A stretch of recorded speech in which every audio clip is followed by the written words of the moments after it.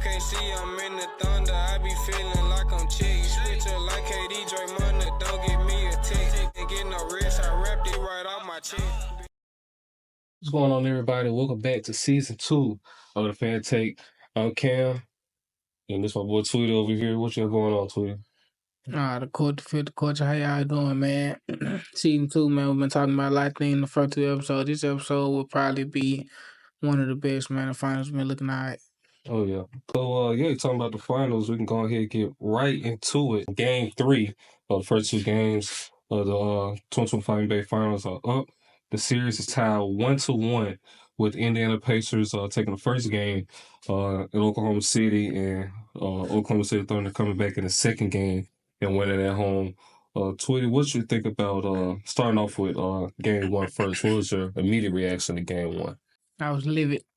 Game 1 was it was crazy having to see the Thunder lose like that, because we haven't seen the Thunder lose like that all season. With 20-point comeback, it got close towards like the middle of the fourth or whatever. I guess they just took the feet off the gas pedal. They started playing around. They started playing the bench deeper and everything, and they wasn't getting the same production. And the Pacers just took advantage of that. Just like I said with them in the Knicks series, they are a young team. They can run a lot. So if you end up letting them get a lot of opportunities, they can come back and beat you in transition. And I feel like at the end of that first game, they just came back with more energy, and they just played better then. Yeah, and further laying out game 1, one of the bigger stories was obviously the game winner at the end with Tyrese Haliburton winning with a game-winning shot in the mid-range with 0.3 seconds left in the fourth quarter. But I mean, we look at that game, the first 3.5 quarters, the Pacers really was not in the game at all. The Thunder was really steamrolling the Pacers. It was always up around 10 points over the Pacers. And even in the first half, the Pacers committed 20 turnovers. But it seemed like the Thunder wasn't capitalizing off of those turnovers. And obviously in the fourth quarter, you got they was in position around like the last 5 minutes. The Pacers started ripping it up on defense, getting turnovers and getting buckets. Who's that? Nimhard, he hit a real big 3 around like 2 minutes left that really got him back in the game, and it set Tyrese Haliburton up for that game with a shot at the end. Yeah, let's get on the game too. Let's get on. Bro, that's not fair, bro. You gotta talk about game 1, bro. Well, okay, so if I had anything else to say about game 1, obviously we lost game 1. No, that was heartbreaking. Who was we? Oklahoma City Thunder. We lost the game. Everybody watched the same game, right? I watched the same game everybody else watched.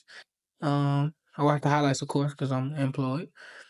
Shai shot the ball a little too much at the end or whatever. Started missing a couple shots. OKC got out of rhythm at the end. No, Indiana took advantage. That's all I really can say. But I can say they won't get another win.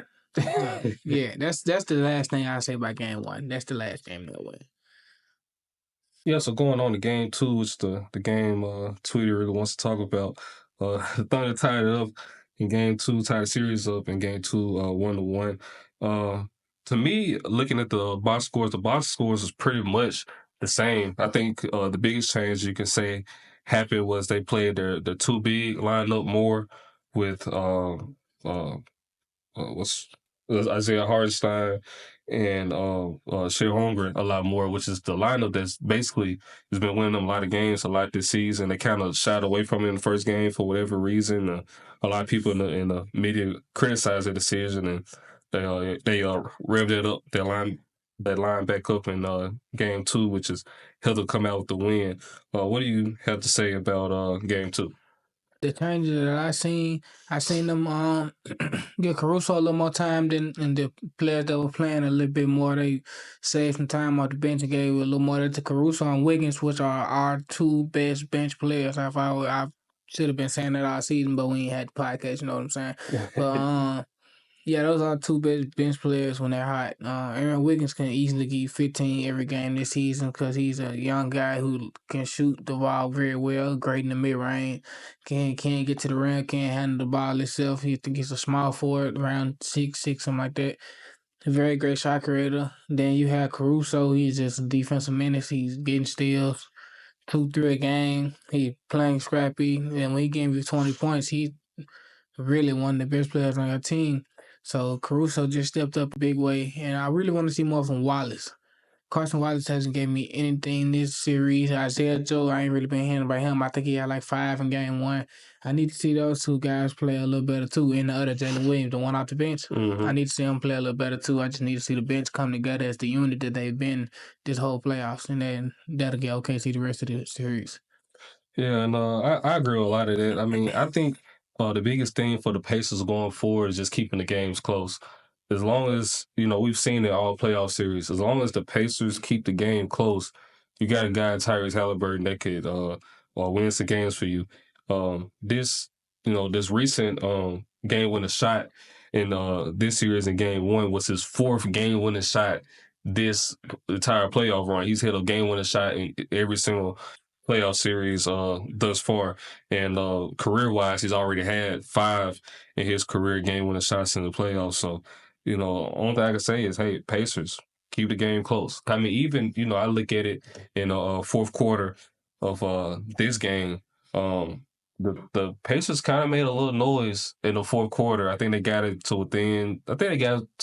Single digits one time, and the crowd in Oklahoma City was kind of get a little antsy after having that comeback happen in game 1. But the Thunder basically, put that fire out in the fourth quarter and walked away with a win. Thunder just played excellent basketball the other night. I believe that the series will continue on being a lot closer than it has been, but I still think the Thunder won't lose no more than one more game. I believe game 3 should be OKC. Game 4 probably goes back to Indiana, then OKC finishes it out in 6. I had 4 or 5, but I feel like they're going to finish it out in 6, and I feel like Indiana. See, you're laughing, but I still believe OKC in 5. I just don't want to talk too crazy right now.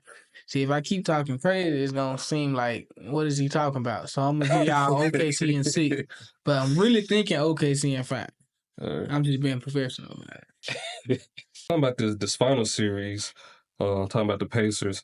The Pacers actually led to the firing of the last playoff opponent with the Knicks officially parting ways with their coach, Tom Thibodeau.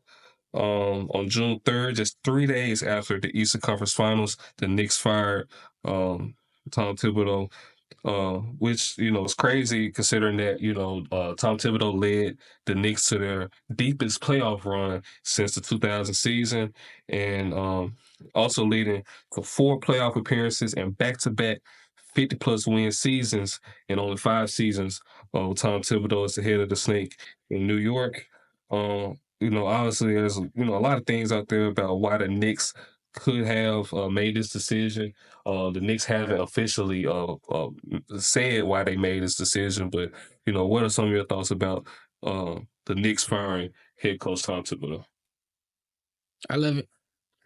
I've been one of those people secretly pushed for him to get fired since last year. So I believe it's like the Knicks should be in the finals by a lot. They should have beat the Pacers in 5 or 6.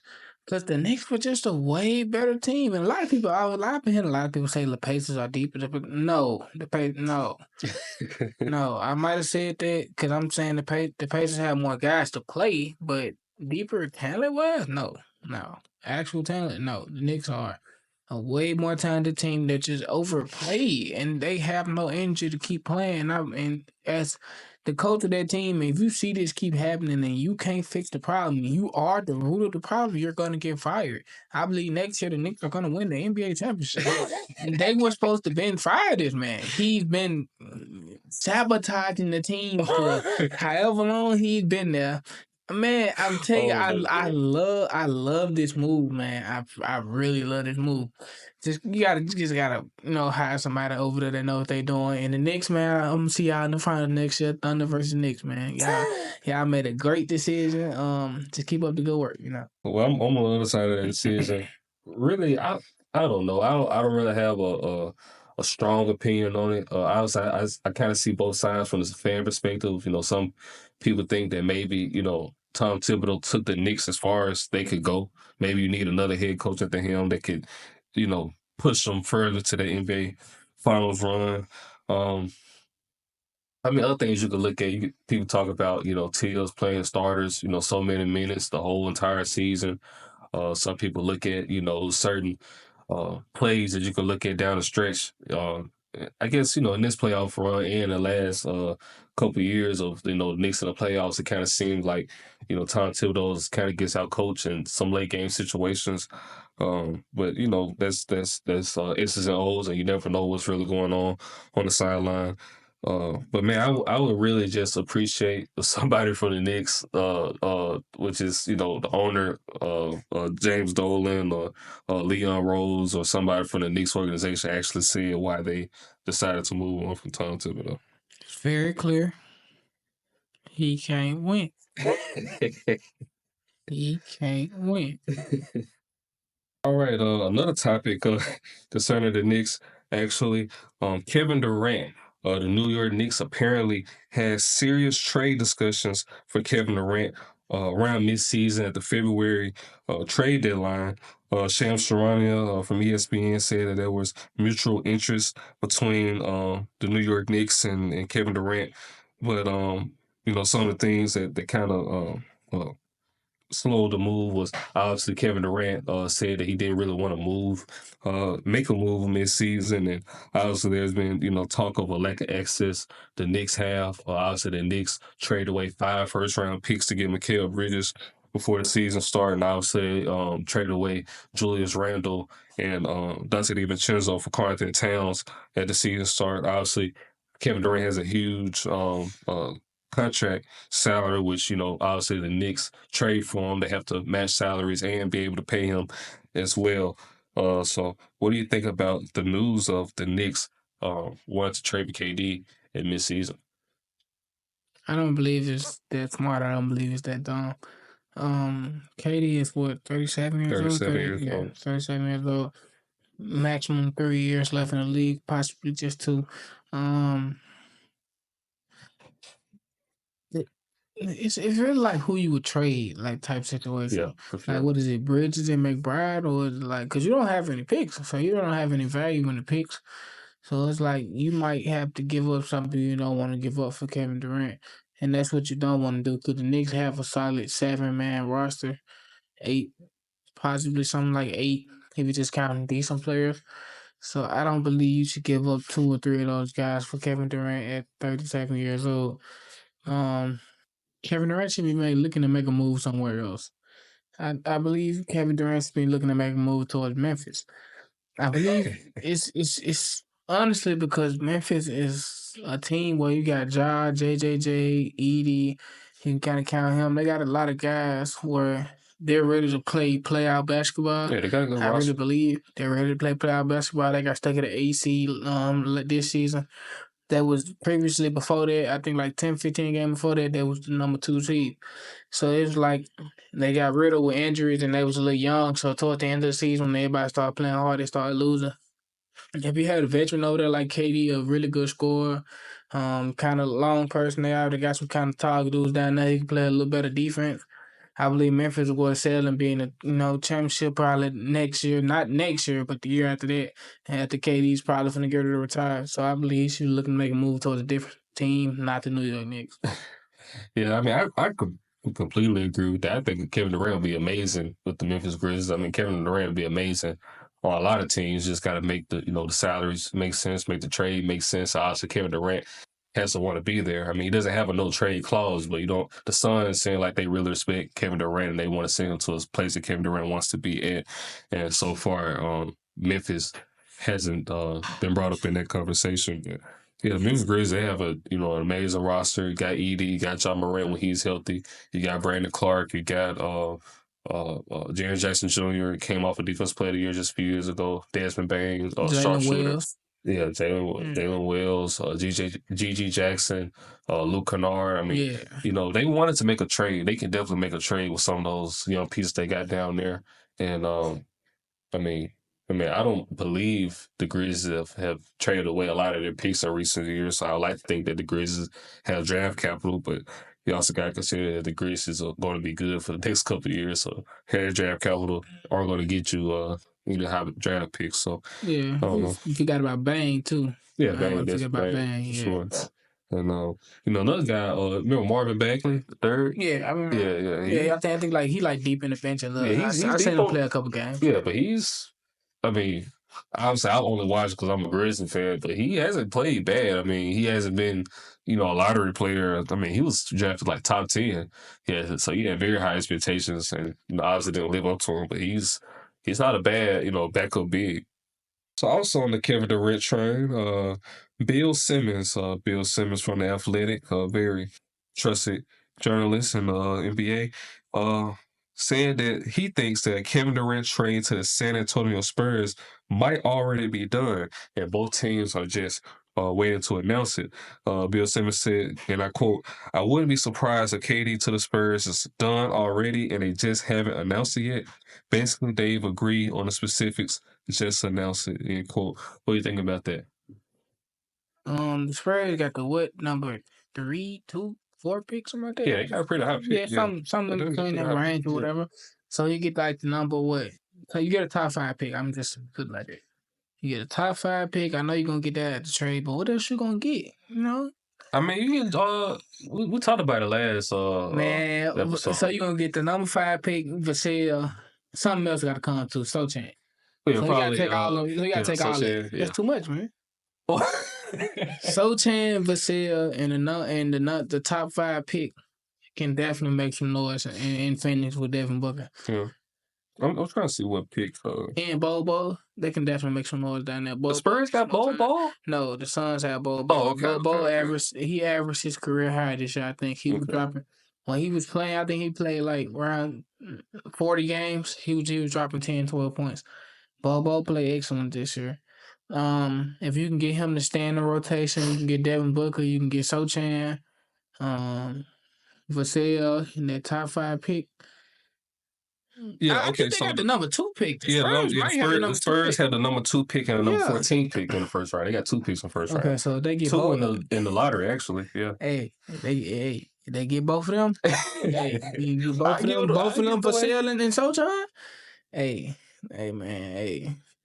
Scary over there in Phoenix again, man. Scary in Phoenix. I ain't with that fan. I love young teams, so I ain't down. But what about the Spurs, though? What do you think they'll do for the Spurs? I mean, you got De'Aaron Fox, you got Chris Paul coming off the bench, you got Wembanyama, you got what's the Rookie of the Year? Stephen Castle. That's a good roster. What I'm trying to stop doing is when people make a trade for like Katie Bryant, Russ Westbrook, not Lucas, West Westbrook, not AD really in this situation. Bradley Beal, Steph Curry if he was to get traded, Damian Lillard, players that's over 35, 36 years old, somewhere in that range. James Harden. Yeah, players like that. Like I'm trying to stop getting excited and saying they finna win a championship just because the Rockets get James Harden, you feel me? The Warriors get Paul George and get Jimmy Butler. Oh yeah, we gotta stop doing that. We gotta stop saying like, okay, just because they get this player that's almost washed in 1-2 more years that they finna win championship because he want to make it last little run. Like we gotta stop thinking that. Yeah. So I really want to say the ceiling for the Spurs. The Western Conference Finals is the ceiling. I think they'll end up, if they get there, they'll lose. But I'm really going to say they're second round exit team. Yeah. I mean, I don't know, man. I mean, what would be the difference with this KD trade is that, the Spurs, they have a very good, like, baseline. Like, you got De'Aaron Fox, young point guard. You got Wembanyama, young big wing guy that we don't know what to do with yet. You got Stephen Castle, Rookie of the Year. They're a very young team when you bring in a veteran that can play on any team in the NBA into the mix. It's unlike the Suns where you have, bad defense. They kind of sort of young, kind of sort of old. They in the middle. You got the Clippers with James Harden and Paul George. They always hurt. It's different than that. I feel like. But what the lineup looking like? I want what the lineup looking like to you. The starting lineup? Yeah, what the lineup it would be De'Aaron Fox, Stephen Castle, That three is that's where it's at. Who the three? I'm looking now like who playing the three? That's what I was just thinking. No, let me look at their roster. I had their roster. That's what I'm saying. You can't even put that on top of your head. That's kind of scary for a team that we saying gonna make. There's 30 teams in NBA. I can't remember 30 rosters, bro. But you should know the potential starting small for a team. You should know that. You should know who's next up. I think is it Harrison Barnes still over there? Harrison Barnes might be in that trade. Yeah. Oh yeah. Harrison Barnes might be in that trade. Yeah. No, he's not. Stop trading for people that old. I'm saying Harrison Barnes might be traded away. That's what I'm saying. How old is Barnes? Barnes, he's got to be in his late 30s. We gotta stop making trades for elderly man. We got to. We got to. Yeah, I'm not quite sure who the three might be, especially if you give away Soltron. KD at the 4, Wemby at the 5. Oh, well, Keldon Johnson. Yeah, that's the 3. That's the 3. Yeah. Like, Keldon Johnson is kind of small. He can play 4. He can play the 3. He can't play the 4. Okay. You can try to cycle between Castle and Keldon Johnson when it comes to the 2 and the 3. Yeah, because you got Wembyama. Yeah, Wembyama and KD in the 4 and the 5. Yeah, so you ain't really got to worry about real protection really from your guards or wings or whatever. So they might have a final ceiling right now. I gotta see the first couple of games of the season. Yeah. Then I'll be like, okay, they ceiling might be the finals, but for right now, they ceiling is the Western Conference Finals, and I believe they're gonna be a second round team. Yeah. Segue into the Phoenix Suns. The Phoenix Suns obviously fired their head coach Mike Budenholzer at the end of this season, and they have hired brand new coach Jordan Ott. Jordan Ott just recently came from the Cleveland Cavaliers and assisted under head coach Kenny Atkinson, who was the head coach of the year, and obviously the Cleveland Cavaliers finished 64-18 in the Eastern Conference. It was obviously the first seed in the Eastern Conference. They didn't get too far to playoffs, lost to the semifinals to the Indiana Pacers. But going through his coaching career, Jordan Ott did some video work for Mike Budenholzer with the Atlanta Hawks 2013 to 2016. He worked under Kenny Atkinson in Brooklyn, actually, from 2016 to 2022, working on Kenny Atkinson, Jack Vaughn, and Steve Nash. He actually worked for the Lakers under Darvin Ham during Darvin Ham's 2 years with the LA Lakers. He's a pretty young coach. He's 40 years old, and a lot of people around the league seem to, kind of like him. I don't know too much about him, but what do you think about the Phoenix Suns and their new head coach, Jordan Ott? I want to say congratulations to you because I plan on being an NBA coach by the age of 40. So I want to thank you. Accomplished one of my dreams, man. So I can't I can't knock you accomplishing something like that because I plan on doing that one day. But what I will say, and it's got nothing to do with you, I'm so sick of the Suns, man. Firing coaches every single year. Yeah. I don't know why that y'all feel the need to have to fire the coach every year. I believe. Okay, so we had this podcast. We had season 1, season 2. I know we did in season 1. It feel like we had a whole nother season because I feel like I reported on this same topic 3 times. Why does the Sun keep firing they coach? What are y'all doing? Yeah, I mean, you had Mike Budenholzer. Obviously, he served 1 year, and Vogel, he served 1 year. I can't remember who was before Vogel. Was it Monty? Yeah, Monty. That was Monty last year. Yeah. And he did good in Phoenix. He was a coach that took him to the finals. They, fired him, and he went to Pistons and had a horrible year with the Pistons. But Monty Williams was great in Phoenix. They let him go, I guess, because of the whole situation with DeAndre Ayton. But I mean, they've been cycling through coaches like it's not nothing, man. Transitioning from the court to the field, we got to talk about the field. So, Aaron Rodgers, the quarterback, the 40-year-old quarterback, 41-year-old quarterback, is signing with the Pittsburgh Steelers as of June 7th, 2025, I should say, 1-year deal with a base salary of $13.6 million, including $10 million guaranteed and up to $19.5 million in incentives. And he's expected to wear number 8 like he did with the New York Jets, and should be the starting quarterback for this 2025 season. Obviously, Aaron Rodgers has been sidelined for a little while.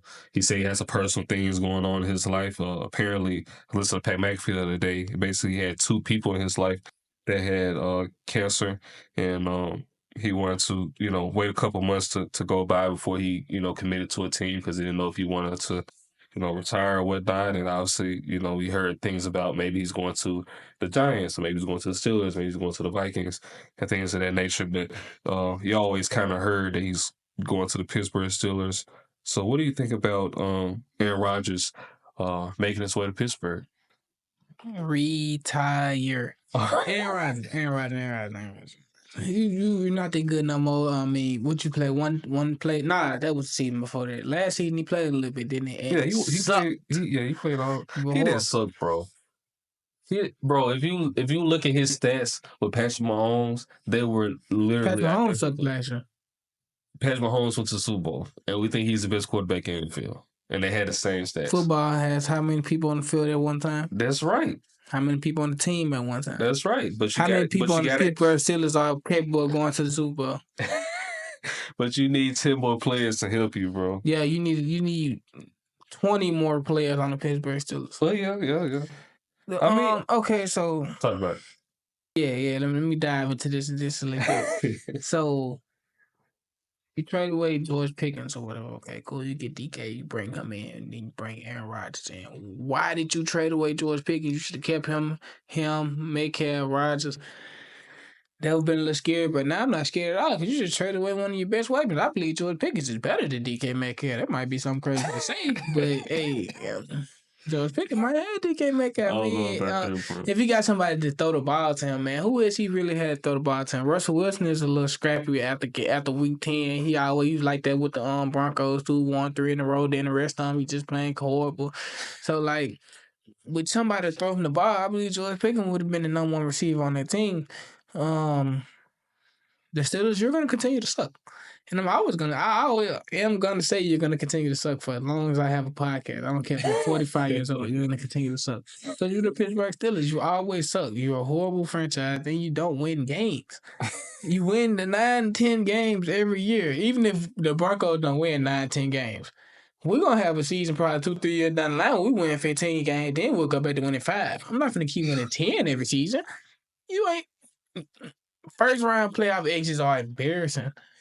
You're the team that everybody wishes they get in the first round because they know they can beat you. Even if you're the highest seed, you can be the second seed. They still know they're going to beat you because you're stuck in the playoffs. You should be looking to build their roster as much as you can. You should have kept George Pickens, and you need to get a different angle on this. Stop grabbing these old quarterbacks. You just grabbed Russell Wilson. Now you're going to grab Aaron Rodgers. Who did they draft? Howard 7th round. I like that in the 7th round. I believe Will Howard can be a guy that can come in and play in a couple of years. Exactly. But why do you have I guess I kind of see it now, but stop getting these senior citizens on your team and thinking you're going to win a Super Bowl. You can get Tom Brady out of retirement if you're going to keep doing it. You only want guys that's 2-3. I just told the NBA to stop doing that. Mm-hmm. You only want guys that's 2-3 years before they finna retire or whatever. Then they play with you 1 or 2 years, then they gone. What are you looking to do? Tank for draft picks? You can't be doing that. Like I don't understand the Pittsburgh Steelers logic right now. I know the coach probably pretty mad, Mike. Feel bad for you, man. You're doing a great job down there with the horrible talent you have to even win 9-10 games. I believe they only win them games because of you. So I'm gonna pray for all Steelers fans. If you watch football, you know a Steelers fan. Send a prayer for them. Give them some words of encouragement, man. Okay, so first off, the Broncos before this year has went to the playoffs since 2016. But we ain't been mediocre. We've been bad. I'd rather be horrible than mediocre. All right. From there, the Steelers, I mean, I don't know. They've tried the young quarterback route. They've been failing at that. They got Mason Rudolph. He didn't play good. They got Kenny Pickett. He didn't play good. That's a young quarterback, right? Last season, they traded for a young quarterback, Justin Fields, who had a decent start of the season, 4-2, but he can't move the ball down the field. He gonna move the ball east and west. Russell Wilson, he can't throw the ball in between the numbers. He gonna throw the ball down the field. So he had to get rid of those two. Aaron Rodgers, obviously, what can you say about Aaron Rodgers? He's been like a 4-time MVP. He's won a Super Bowl. It's been 10 years ago, but he's still Aaron Rodgers. He's 40. He's 40 years old. He's not Aaron Rodgers. He's done. He needs to retire. It's time. It's time for the Pittsburgh Steelers. Why did you not draft Shedeur? I feel no, I don't. I don't feel sorry. Why didn't you draft Shedeur Sanders? You let the best thing that could have happened to your franchise walk right past you.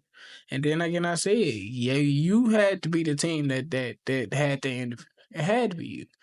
Because you were the team that needed the most. You're mediocre. You need a young guy to come in and throw the ball down the field, run, use feet. That's how your team is built, and he could have been a great addition to your team. The Steelers, you would have won 12 games and probably won first-round playoffs. Then I would have stopped hating on you. But until then, I'm not going.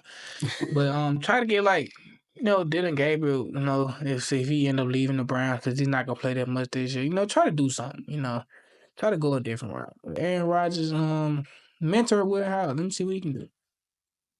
Yeah.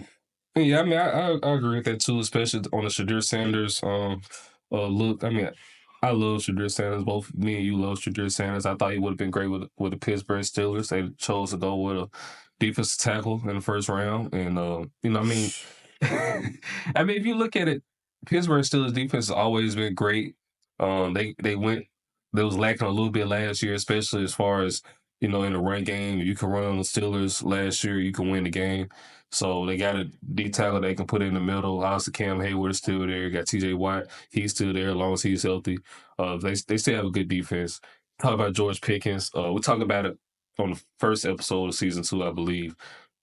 George Pickens and Mike Tomlin just wasn't getting along towards the end of the season. And when Mike Tomlin has a history of when wide receivers from the Steelers, when he doesn't get along with them no more, he let them go.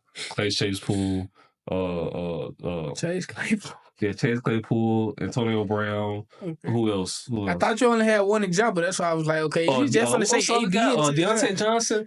Okay. Three crash out wide receivers. Once they was used up, Mike Tomlin let them go. So we gonna see what George Pickens does then you trade for the Cowboys. And we traded for DK. Not we. I'm not a Steelers fan. And they traded for DK, which stupid. If you just think about the statement you just said, you traded for DK Metcalf. What's wrong with trading for DK Metcalf? DK Metcalf has gotten the third most fights, and the only people that's in front of him is George Pickens. Exactly. I don't understand. I'm telling you, I got to see some light at the end of the Steelers talking about the end of this year, or they just need to re-franchise or something. It's going to be a very interesting season for the Steelers. I can't wait to watch it. I love Mike Tomlin. He's one of my favorite coaches. I love Aaron Rodgers. He's my favorite quarterback of all time. It's going to be a very interesting division, too, because you got Shedeur Sanders and Dylan Gabriel on the Browns. You got Lamar Jackson, obviously, on the Ravens. Derrick Henry on the Ravens. You got the Bengals. They just re-signed. They just re-signed T. Higgins, and they haven't re-signed Trey Hendrickson yet. I don't know what that's going on with that. I got to go and get that figured out.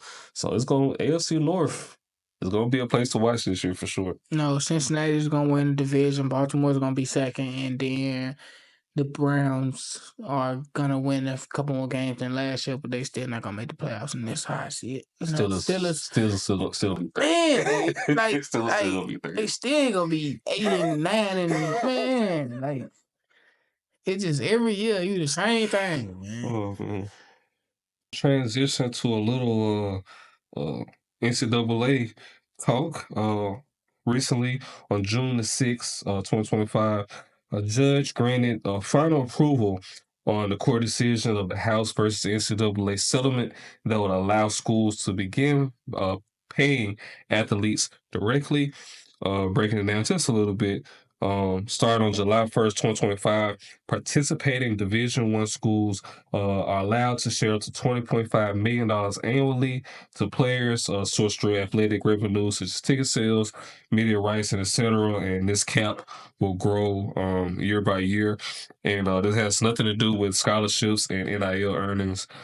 Schools decided to play players will be on top of any scholarships and NIL earnings that their player or their sport gets. So what do you think about this massive structural shift in college sports revenue sharing to players directly? So it's really more like saying you can pay players to play now. Yeah, basically the school is paying the players now. So that Can play players now. That is me being the future community activist myself I am.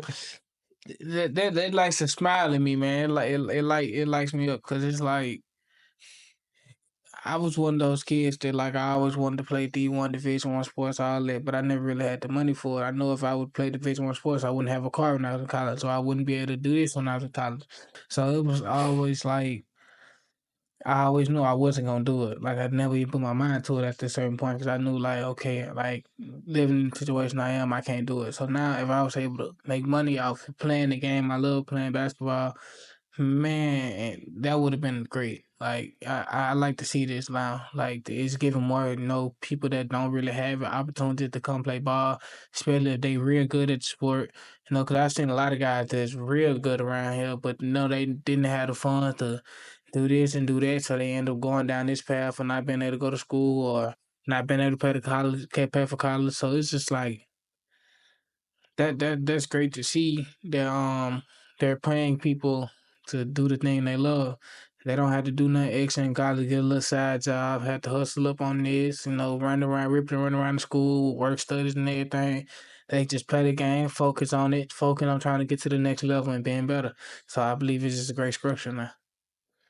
Yeah, and honestly, I agree with all that, but that's the player viewpoint, and obviously this is amazing for players, but man, this sounds like hell for schools now. I mean, obviously you had the NIL thing. It's obviously, I love NIL. I'm a big supporter of NIL. I think if you're a superstar at your school, you should be able to receive endorsements from McDonald's and Nissan and iPhone and Coca-Cola, Nike, Adidas, whatever, if you're a star at your school.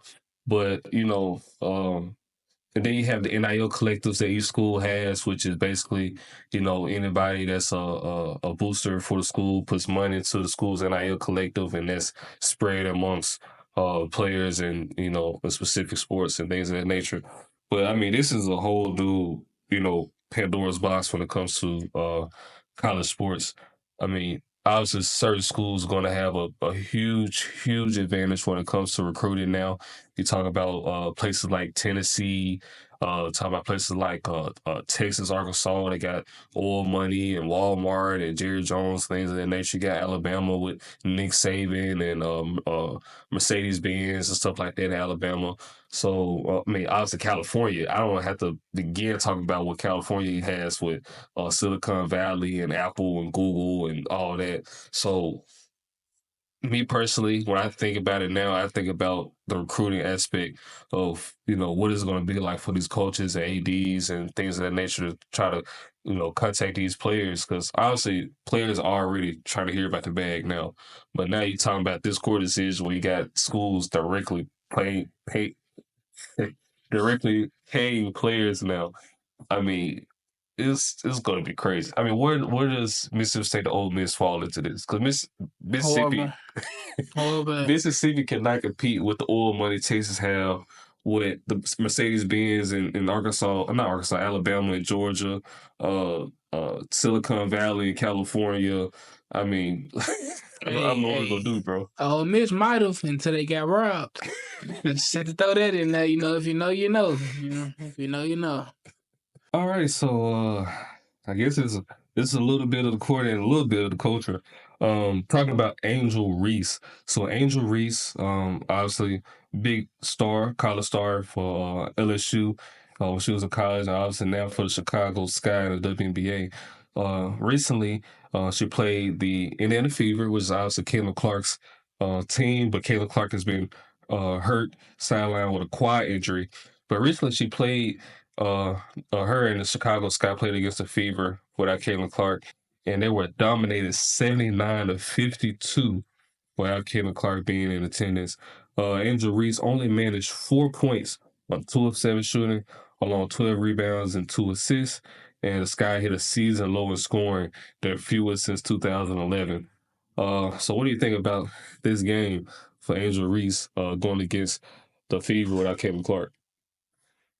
The rest of the WNBA just learn how to box out.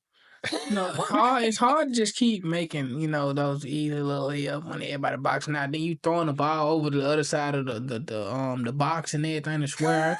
Like, man, you play like a middle school center, man. What are you Bro, you can't like? Oh, okay, yeah, I'm gonna chill out. say that.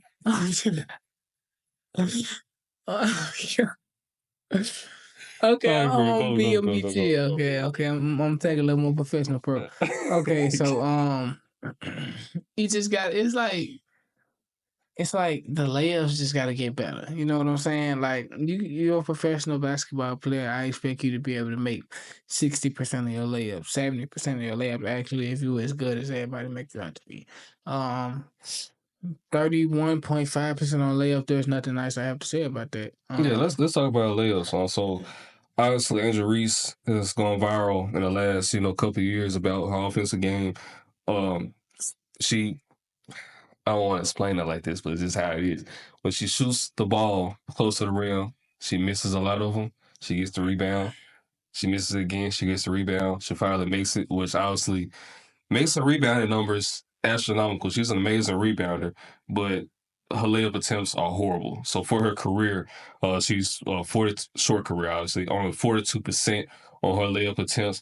And in this season, this young 2025 WNBA season, she shoots a league worst 31.5% on layups. So what do you guys say about that? It is virtually almost impossible to shoot layups worse than that. Like, but what I want to say is, like, she showed flashes of that in college where she she would did. take a lot of layups She and did. make like 45, 46%, was a little easier because in college people are a little smaller. They had some 5'8", 5'9" centers, 6 with just 6 foot center. I think she's 6'3". She's 6'4". 6'4". So that's around the height, That's a decent height. But in WNBA, you run into a lot of centers that's 6'4", 6'5", 6'3", 6'2". So they're not that tiny. So it's not easy to just get the easy layup. Now you got to work a little bit, and we've been seeing the results of that. We've been seeing her play absolutely horrible. Like, she's been one of, like, when was she drafted, like, a little later? She was drafted, like, I think she was number 8. or 12, yeah, like, 8 overall. and now I see, like, that made perfect sense. I was always like, why didn't she get drafted second or third? But when you see the other player production and you see her production, like, how many points does she average exactly? Because shooting 31% on layups, if you average anything more than, 10, 12, you're tripping. Like, that means you're shooting one for 9 some games, 2 for 11 on laying the ball up. There's no way you should be laying the ball up that bad. You're a professional basketball player. Like, there are I can't say that. Okay, can't say that. All right, so this season, she's averaging 9.1 points per game, and for her career, she's only averaging 12.8 points per game, a little under 13. But actually, she made history recently. She's the fastest player, career-wise, to score 500 points and get 500 rebounds. How? If that means anything to you. How? How can you break a record shooting 31% from layups? I mean, you only need 10 points to get a double-double now. You only need 10 points to get to a double-double. Okay, so think about it. Think about all layups, because it's all she shoot, probably a free throw at once in a while. Think about all layups, 30%, and get 10 points. How many shot attempts is that? That's crazy. That's crazy. So I'm just looking at it like, I really want to see that number into the 43, 44% percentile.